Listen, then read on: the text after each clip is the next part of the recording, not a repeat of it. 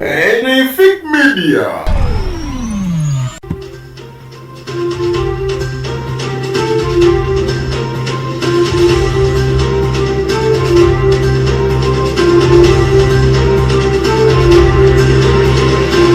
Eyawadde abasemwaya molego kubeera nti famire ya Alhaji NADULI be balina emmundu yabula wali eri ebusiika poliisi ekizudde nti alina ekizibu ku mutwe.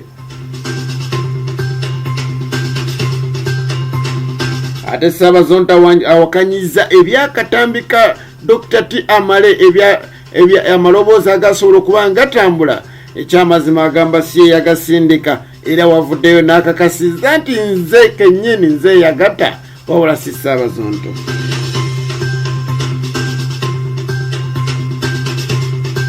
Speaker Anita Amonge ayogedde ku basajja abanywa omwenge nti ekyamazima mu buliri muba banafumu. Nande baddeko kenjogera naye Speaker nakusimattuka gwe ennaku zino ng'osiba. Olutalo lwa Wizo ne Lwasa waluwuliddeko. Nzikiriza ndokotooseeko n'otyensi.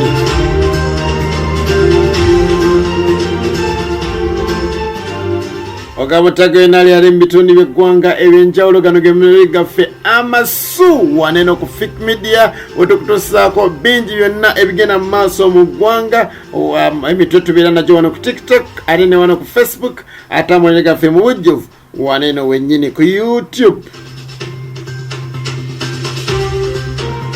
Teweerabira bannaffe aba Richmark Car Accessories abagamba nti no bo balina alarm systems, car tracking devices ne radio system.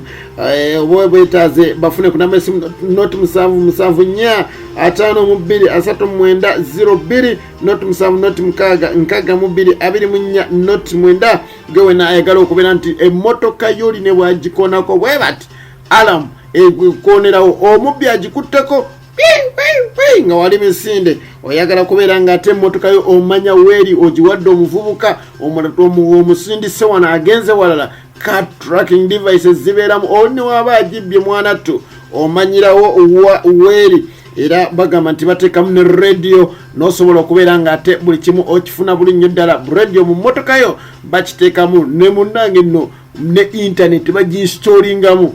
Ate Fik Media batogifunye YouTube batoliiko. Awe ba Richmark Car Accessories.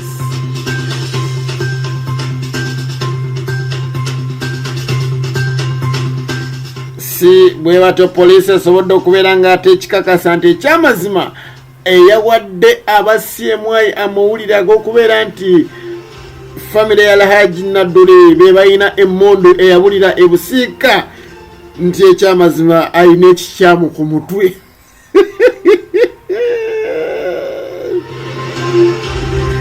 Naye wabba kati gwe omuntu alina ekikyamu ku mutwe tosobola mulaba.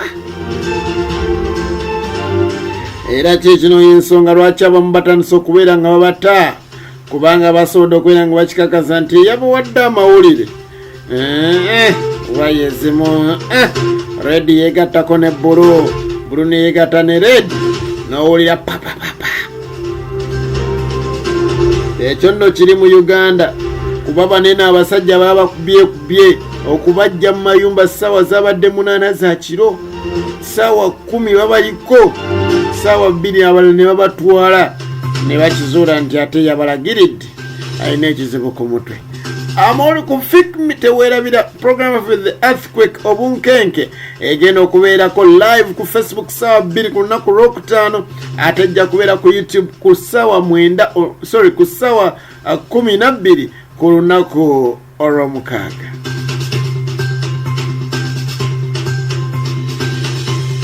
Ate ye bw'atyo Bizonto ono wa Bizonto asobodde okubeera nga awakanya ebya Dr. T amale amanyikiddwa nga Toby Kafero eyavaayo wati n'asobola okubeera nga agamba nti akatambika neeno amawulire amaloboozi ge wata sebo wankolawo Bizonto teyandibadde gwe Sserwanja.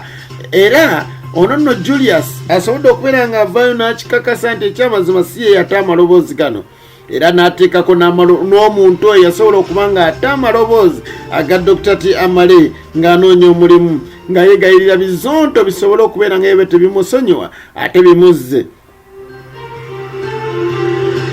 Jjukira nno Dr. T. Amale atandise okubeera nga ate ateekako akaka oluvannyuma lw'okubeera ng'agamba nti ekyamazima ekivulu tekigenda kubeerayo kubanga nti ayagala abasajja bano babiri nga bamuwa 50% ku nsimbi zebagenda okuba nga bakuŋŋaanya waliko mulyango.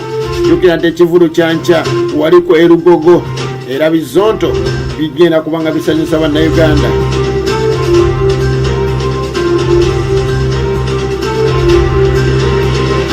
Katulinde ebivaayo Dr. T. Amale awera nti tegigenda kubeerayo kivulu, ffe katukirinde tulabe.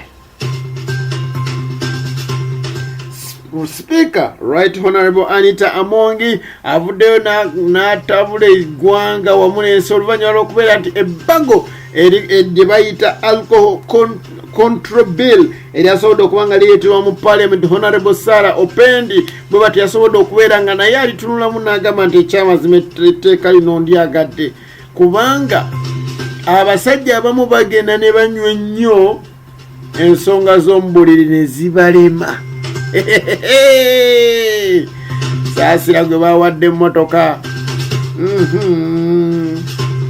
ng'ogaana biki muntu wayogerera mu lujjudde.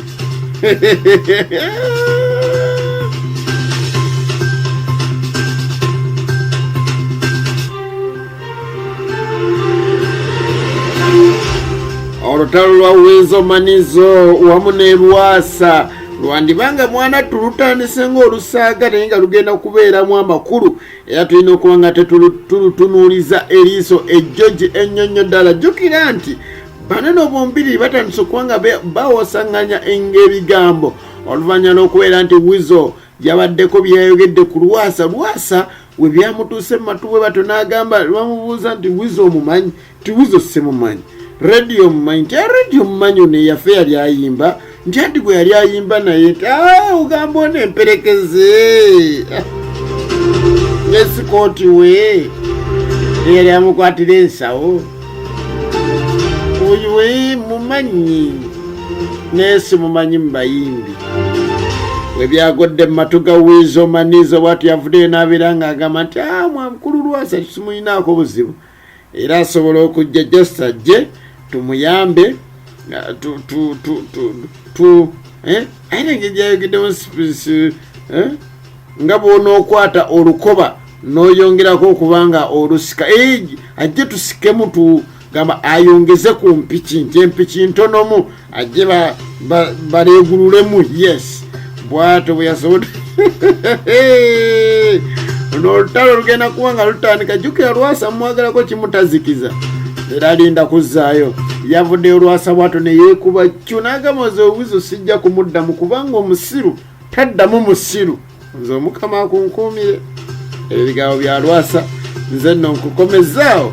Beera bulungi weeraba.